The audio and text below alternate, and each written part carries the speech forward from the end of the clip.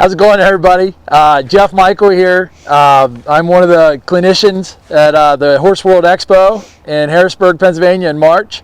One thing I'm doing this year is I'm also going to interview the Rescued To Stardom Challenge competitors. And we're here now today at Gentle Giants, a wonderful facility here in Mount Airy, Maryland.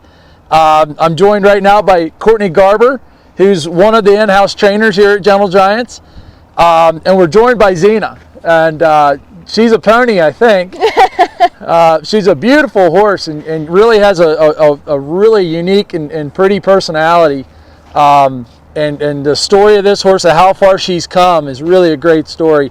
So I'm going to ask Courtney some questions here, and we're going to get a better idea of Tseena and Gentle Giants, and also Courtney, of the process and her journey with Tseena. So, Courtney, I want to start out with, let's just talk about what kind of horse Tseena is, where she came from.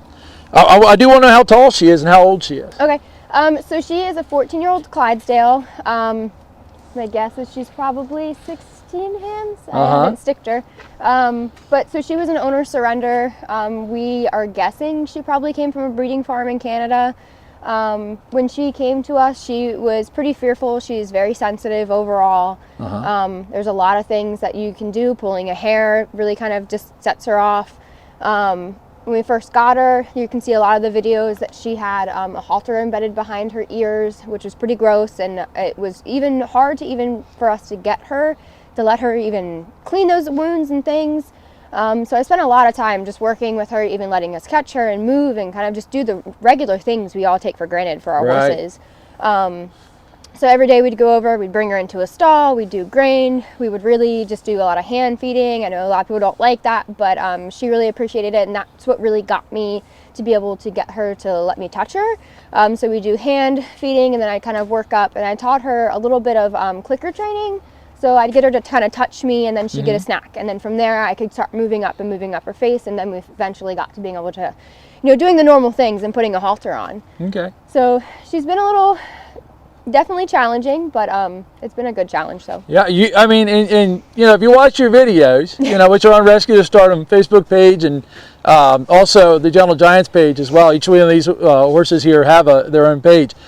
This horse is difficult, and the thing that people don't realize, I've trained Mustangs and a lot of rescue horses, and the Mustangs, you're starting from scratch. Right.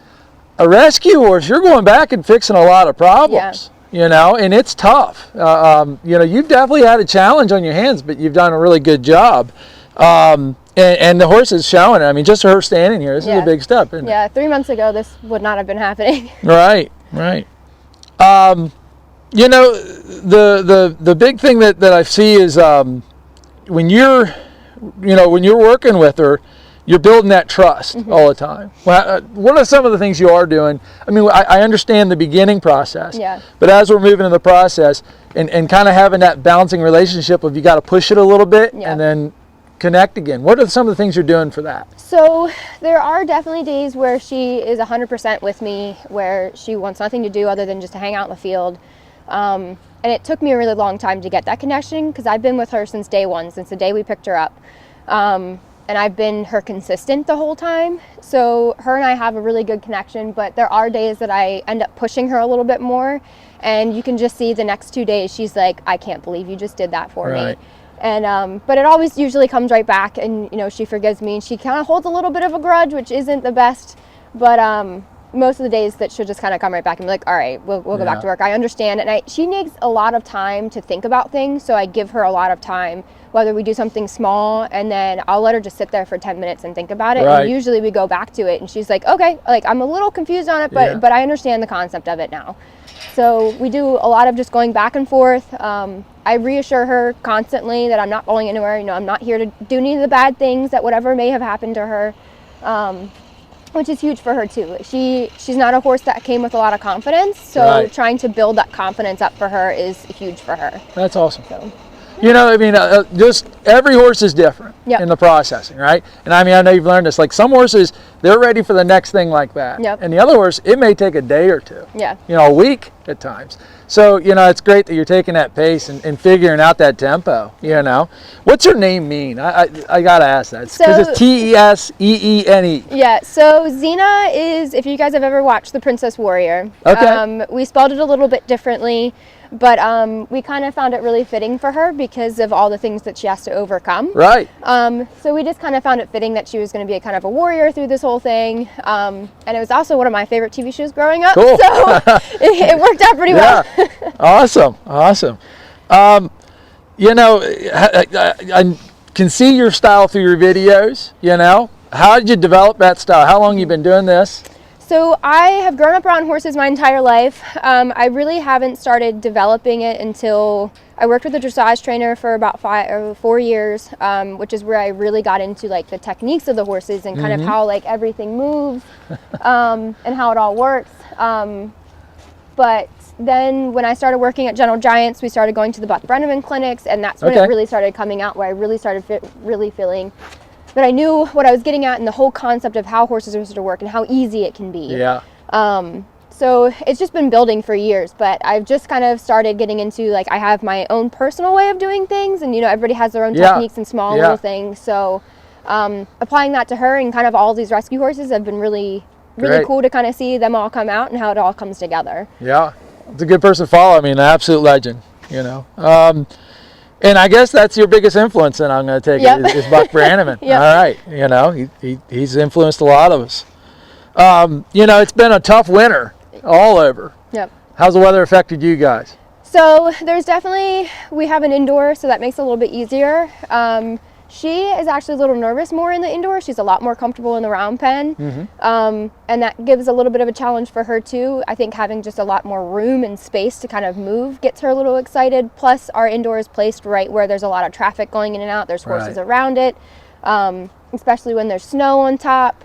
We've also had our solar panels installed this year on top of them. Oh man. So on top of our indoor, there's been people walking, there's been equipment moving. So not only just the weather, but it has the indoor itself, even though we have that advantage, but it's definitely just been a challenge overall. But she's doing pretty well with it. Good. So. I mean, it's funny how that stuff helps for down the road, though. I mean, I remember the first year when I did Freedom, you know, we had a lot of snow on the ground, and it caused me to go to more indoors and haul places. And, you know, it did help. So, you know.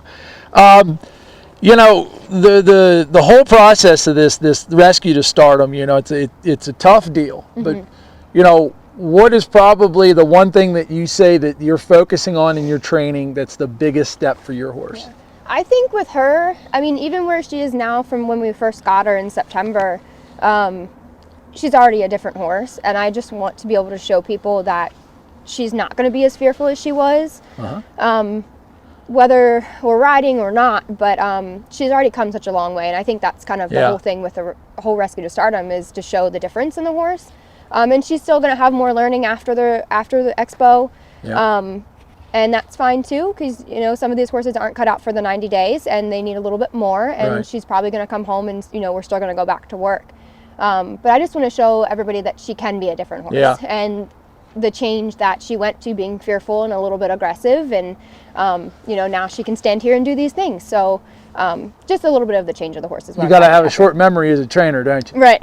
Yeah, and that's the big thing. I mean, you know, the reason we train horses is to change the personality of the horse and the behavior of the horse. Yeah. So you got to have a short memory, and that you've proven that. I mean, this horse, you know, just standing here, just really behaving and concentrating on behaving. You know, what's the best advice you can give to somebody training a horse this size at home? You know, that's a rescue horse. Is there something you would advise them on? I would definitely reach out and ask local rescues if it's something, a horse that you're just getting used to. You don't really, maybe it's your first rescue horse and you're kind of like, well, let me just take this on. Definitely reach out to the local rescues. Try to find out as much people you can to help you. Yeah. Watch videos, follow other trainers. Definitely don't try to get in over your head, because a horse this size, and definitely you can see in those videos, I'm 5'3" and almost 100 pounds. Right. And she weighs a lot more than me. Right. But it took me a very long time with talking to people and watching videos and techniques, and just really getting into how I can move my body and kind of getting her stopped. That's helped working at the draft rescue, because I've really figured out when they're going to move and they get that angle on you if something's going to happen. But I would say definitely reach out to as many people as you can. Right. Find help if you're really struggling. It's never bad to ask for help or watch those videos. I know a lot of people are always like, well, I can just do it, but it's with these big guys, it's not easy. Yeah, the larger horse is tougher, isn't it? Yeah, and the angles matter so much. Yeah, and the angles. I mean, it's all about angles. Yep, in a horse if that they size. get that one good angle on you, it's all done. Yeah. And with these guys, when they really realize that they can pull and go somewhere and leave you in the dust, then they're going to keep doing it. Yeah. Yeah, I mean, you can see that in your videos. I mean, you've been really honest in your videos. I have. Yep. You've been brave. And it's something I agree with. Yeah. You're showing the whole story, the whole sausage, how it's made. Yep. Why are you doing that? Why is that important to you? I'm doing that because I think it's really important for people to see that training a horse is not easy, and a lot of people put those really cool videos out there of one day they're doing this and the next day they're doing this and everything is perfect, and there's a lot in between, especially with these rescue horses, that they have a lot of mental baggage that comes with them, and they're a lot like us. They have to learn, and I struggled in school. I really had a hard time, and a lot of my teachers didn't notice, and that's okay, but if I would have had somebody to sit down and really go with me on that, then it would have been 10 times easier. And with her, if I break it down for her and make it easy, then it gets a lot better for her and me, and we're both less frustrated. Right. But being brutally honest in a lot of my videos about, what happened that day, especially the bucking video, I wanted people to know that this industry is not easy, and I have a lot of followers that are not horse people and they don't understand, so I want to be able to explain those things and really kind of realize, like, even though there are really good things coming with her and me, but there are also the bad days, and they come with the good, and it's fine. I think it's fantastic. There's so many times we watch trainers that we admire and we see the stuff that works, but we don't get to see that when they struggle, right? And you showing that gives a lot of people that are out there right now that are struggling with a horse saying, I'm lost. Yeah. There's no way. But they see your progress and they're gonna follow. I think it's wonderful. And I think it's good for people to see that, everybody does struggle, and there's plenty of times that I'm lost and training a horse and I'm like, well, I just don't know the next step. Yeah. And that's when I ask for help. Yeah. We have Shelby here, and she helps a lot too, and when her and I both get stuck, we're always like, well, what can I do next? Right. So, where are The we the one thing you mentioned there is the buck off. Yeah. I want to talk about it a little bit. The video's on her Facebook page, guys. It was a tough day, I could tell. Yep. Tell me what happened. Tell me why it happened. Mm-hmm. And I want you to really follow up, because the end of the video is the most important part of that video. Yep. People watch it for the buck off, but the most important part is when you went back and bonded to that horse. Yeah. Reassured her that look, this is going to be all right. Yeah. So she definitely came in with a little bit more of an attitude, and it was cold that day. I think it was like 20 degrees, and it was kind of windy, and I was just determined. I had a pretty good ride on her 2 days before, and I was like, man, we're just going to get on and do it, and it'd be no big deal. I kind of thought we were over the little mental block that she had, and I was like, we're good from here. Got on, we started doing our flexing, we were doing really well, and then I could just feel like this energy just kind of came up out of her, and I was like, uh-oh. Yeah. So before I wanted to just hop off and scare the crap out of her, if I just kind of flew off of her, I wanted to get her a little bit softer to my right side. Her right side happens to be her more struggled side.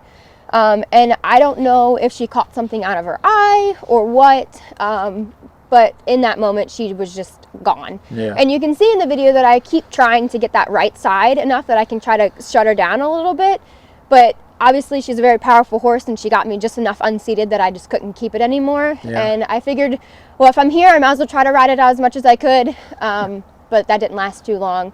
But the end of the video is the most important part. Once she kind of ran around a little bit, I went up to her, finally got her, calmed her back down.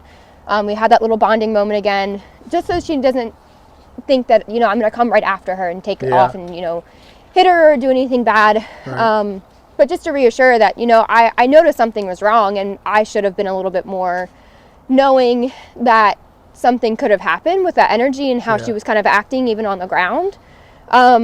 So I completely take blame for pretty much all of that. Like, I just wasn't listening. I wanted to get it done, and that's my fault. Right. We're humans. Yep. And, you get a little bit greedy with it, and it just, bad things happen. So, and even after that, I know a lot of people say, well, you need to get right back on, but I just knew she wasn't going to let me. And I didn't want to risk that happening again. Yeah. So we just ended on a little bit of groundwork and went back, and that was the end of it. So good job. Are you okay? Yeah, I'm good. I was definitely bumped and bruised for a little while, but other than that, we're here. We're happy. Good. I'm glad you're okay. We figured some things out with Tseena after that, didn't we? Yeah. So after that, I was like, I want to do all of the tests and figure out, make sure everything is fine. She came back positive for EPM. Okay. She is done her treatments now. She has turned a little bit back to her normal self, I think, having the medicine. But she's still a little bit mentally blocked. I think the fall kind of scared her. Yeah. Realizing like, oh my gosh, somebody can come off of me. Right. So we're working through a little bit of that. I have tried to get back on her once before, and again, you could just tell she wasn't ready for it. Yeah. So we've just continued. Oh my goodness, continue doing all of our groundwork and just kind of refining that and getting it really good. And you can see in the other videos we've done like the tarp and the ball and just kind of working on those things. So. Okay. I noticed on your Facebook page you guys brought in an animal communicator after that. Yep. What did Tseena have to say? So it was quite interesting, and I think I even said in my post I was a little skeptical of it, but there was a lot of things that she said that kind of related to what was going on. So and it's a little hard because thousands of people follow her on social media and they can all see those things. But she did talk about the fall, and she did say that she felt bad, and that it did scare her. So that kind of was a little setback, and she had also was talking about the whole star thing. I think I put that in the post too. She doesn't want to be like a trick horse. So that made it a little difficult because she has so many followers and there's so many things that are happening around her that I think having a ton of people around her all the time just makes her very anxious. And she's usually very good with it. It's just me or a few people. She's very calm, but exactly. But once you start adding a whole bunch of things in, then she gets really frazzled. And that's where her confidence comes out, or confidence doesn't come out, I guess I'd say. She relies so much on me that she just is constantly like, oh my gosh, what are we doing? So it was definitely eye-opening. She gave me some pointers on kind of how she was feeling. It was definitely eye-opening and interesting. Okay. So I kind of took those things and, they always say, I made a post about like the horse is the mirror to your soul. And the animal communicator kind of related it back to me a lot. I was like, well, you're dealing with a lot you have going on too. Yeah. And she was like, so what's that saying about your horse? And I had some family problems, so I going on in that time, so it kind of was like all lining up that I was like, oh, okay, well, so we've just taken a step back and I think we kind of fall apart a little bit with our connection, so we just kind of took a step back and kind of got that connection back, and so far we've been doing pretty good. So good. Yeah, I see you using a lot of tools in the indoor and whatnot. Anything that stands out to you that she really likes, that's really helping you in the training? So the tarp has been really good for her because she, horses have those blind spots, and that could have been the reason for the buck too, that she just something came out of the blind spot, or my foot might have just been there. There's a lot of blind spots in horses. Exactly. So having the tarp on her and moving it all around in different places, it makes it a lot easier. And once I get on again, then I'm hoping the tarp is going to be able to be kind of me in those blind spots, so it won't be as reactive. I was actually a little surprised about the ball, that there's a video of her playing with the ball, that she wasn't more scared of it, that she did actually play with it a little bit. So that was really cool to see that she has that little bit of playful instead of just being so stoic. Curiosity. Yeah, and it's just, she's always so kind of stoic and is like, I don't really care, whatever is going on. So that was really cool to see. Cool. It was good to see the personality come out with that ball. I really liked it. Shelby's the other trainer here. She's on her horse Lottie. I saw a video of her ponying Tseena on her. Yeah. What was the thought process there, and did it help? So the thought process, and Shelby, I'm sure will go into this too, but Lottie was a horse that really wasn't socialized, so it was helpful for Lottie to have other horses around her, but it was also helpful for Tseena because, again, that confidence she doesn't really have. I handed her to Shelby, and they kind of went off, and she was like, I don't know who this person is, Right. even though she sees Shelby, multiple times a week. But she was like, I just don't understand. And you constantly saw her kind of looking back at me at the very beginning. Oh my goodness. So it's a confident booster for her too. Following another horse, kind of following another person, making new friends, doing the things, and just having a new experience. So, we're going into the expo. You got any plans for your show? We have a few. Hopefully we've been doing some long lining stuff. Hopefully Cool. maybe we'll do a little bit of that. I know there's big plans if we get back on and get riding. So Okay. It should be pretty interesting and cool. Good. We got some time. So, Yeah. let's talk about her future. Okay. What kind of person would be a good adopter, and what are some of the qualities that are really good about Tseena for the adoption process? So if somebody came along and they wanted a horse that they could spend every day with, I know that's really hard for a lot of people, but she is the kind of horse that needs somebody with her every day that's going to come check in and say hi and do those things. Not just go to kind of a boarding facility and, come out once a week and say hi to her. She gets a lot of her personality from the person that she's with, and she gets a lot of that confidence that we keep talking about. She needs that one person.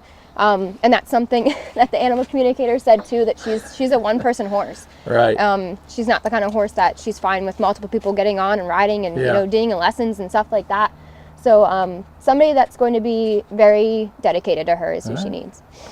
I've been watching your videos. I really appreciate the rawness that you put out there. But I with all the stuff that you see going on, it highlights those great moments. Yep. And I think that's wonderful. It shows a lot of folks that relationship and how training goes. As we go towards the show here, and you're going further down the road, I really look forward to seeing how she turns out for you. I think you're on a great path, and you've done a lot of great moves.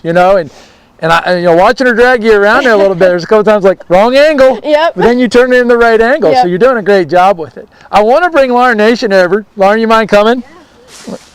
Lauren's one of the volunteers, and you work for Gentle Giants? Yep, so I'm our development director. So I manage all of our social media and do all the behind the scenes footage and things like that. I'm the one filming, watching Courtney being dragged across the arena. Nothing I can do to help her. I'm going to share the mic here. Yeah. Tell me, how long Gentle Giants has been around, Yep. what your mission statement is. Yep. So Gentle Giants was formed in 2005, and we were formed to facilitate the rescue of draft and draft cross horses from slaughter, abuse, and neglect. Okay. Tell me how people can get involved with the rescue and what you guys need. What and the biggest part, how they do it, how they get to you. Yep, absolutely. So there's a lot of different ways you can get involved. Come see us at the expo, and we can definitely give you a little bit more information. We are primarily run by volunteers. We do have a pretty large staff, but we have over 200 volunteers annually who come out, and they play a huge part in the lives of these horses. You're not just mucking stalls and things like that. You show up, and we're going to hand you a halter, and you're off. So it's pretty hands-on. We do have a couple other opportunities. Sometimes we have internships and things like that where people can come and get even more experience if they want to get into the horse industry. I know that Courtney and Shelby occasionally will have training interns, or we'll have interns up in the office as well. So if you want to see every aspect of a rescue, from the operations to the on-the-ground work, we have those opportunities. And then the things that we need. So financial support is obviously, we're a rescue, we are a nonprofit. That is, how we feed these horses, how we're able to provide care and rehabilitation for horses like Tseena. And I think the herd count is at 155 as of today. So we have a lot of horses to take care of. One of the really cool things that you can do is sponsor a horse. So we have different sponsorship levels. Tseena sponsor is really active and involved with her.